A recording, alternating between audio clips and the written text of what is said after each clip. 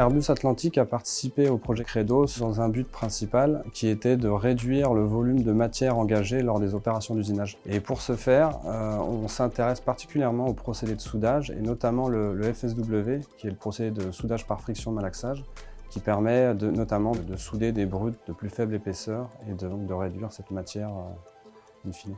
Le soudage FSW, il consiste par frottement à malaxer la matière de deux pièces qu'on va venir souder.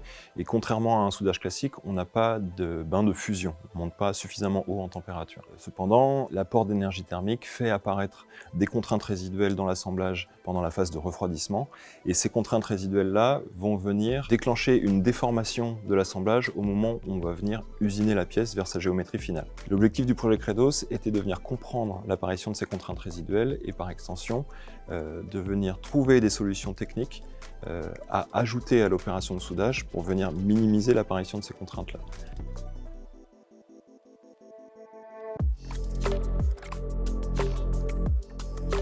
Constellium a eu une expertise sur la fabrication des alliages d'aluminium et connaît aussi le comportement de ces alliages d'aluminium lorsqu'on les chauffe et lorsqu'on les refroidit. Je me suis occupée de la définition des essais pour caractériser le comportement mécanique des matériaux à chaud pour qu'ils puissent ensuite faire de la modélisation. Et mon collègue est intervenu sur la partie soudage FSW.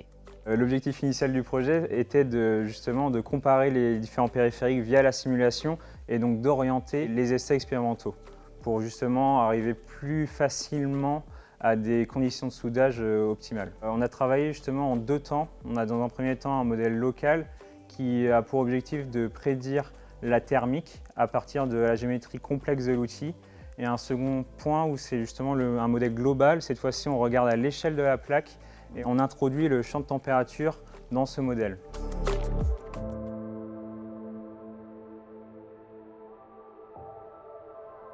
Parallèlement à la simulation, on a établi des critères, un cahier des charges pour un outillage qui serait déployé in fine sur le portique FSW au Technocampus Composite. Ce banc devait permettre le soudage de nos plaques dans les diverses configurations que nous avions retenues et ainsi déployer des périphériques qui permettraient, eux, de diminuer le taux de contrainte résiduelle dans les plaques. Ce qui était intéressant, c'était dans un premier temps de faire un état de l'art sur toutes les solutions existantes qui permettaient de réduire ou d'annuler les contraintes résiduelles issues du soudage. Également, dans un deuxième temps, se poser les bonnes questions sur comment pouvoir déployer ces solutions sur le portique FSW d'Airbus.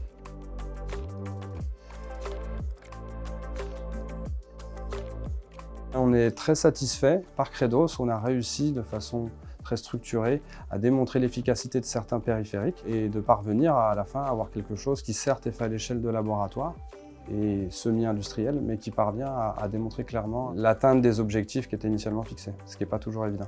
Le projet Credos, il a réussi à montrer qu'en utilisant certaines technologies annexes à l'opération de soudage en tant que telle, on peut minimiser l'apparition des contraintes résiduelles suivant différents critères et par voie de conséquence limiter les opérations de reprise nécessaires pour contrecarrer les déformations qui apparaissent dans l'assemblage.